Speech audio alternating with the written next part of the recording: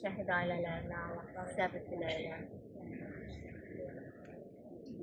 Ermənistan Respublikasının ölkəmizə qarşı 2020-ci ilin sentyabrın 27-sindən başlayaraq hərbi təcavüzünə cavab olaraq Azərbaycan Respublikasının Silahlı Qüvvələrinin Ali Baş Komandanın rəhbərliyi altında, işğal altında torpaqlarımızın azad edilməsi məqsədi ilə Vətən müharibəsinə başlanmışdır.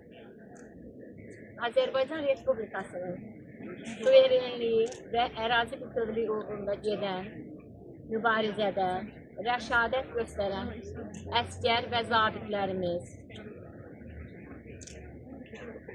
arxa cəbhədə çalışan mülki insanlarımız, bütövlükdə xalqımız əzm və iradə bir yumruq kimi birlik və həmrəylik nümayiş etdirərək düşmənə sarsıdıcı zərbələr endirmişdir. Müzəffər Azərbaycan ordusunun zəfər yürüşünə dözə bilməyən düşmən təxribatlara əl ataraq günahsız mülki insanları hədəfə alaraq müharibə cinayəti törətmişdir. Vətən müharibəsində silahlı qüvvələrimizi 2783 nəfər hərbi qulluqçusu şəhid olmuşdur. 100 nəfərdən artıq hərbi qulluqçumuz itkin düşmüşdür.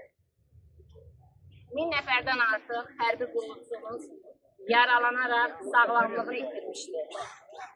İşğaldan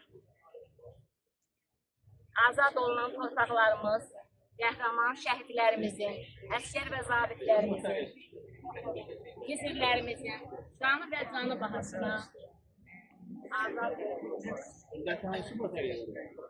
Azərbaycan hər zaman mübarək oğul və qızlarının sızayətini yüksək qiymətləndirir. Azərbaycan Respublikasının Prezidenti İlham Əliyevin 2020-ci il 12 dekabr tarixli sərəncamı ilə 27 sentyabr anım günü kimi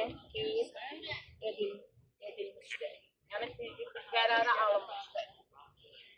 Mən şəhid ailələr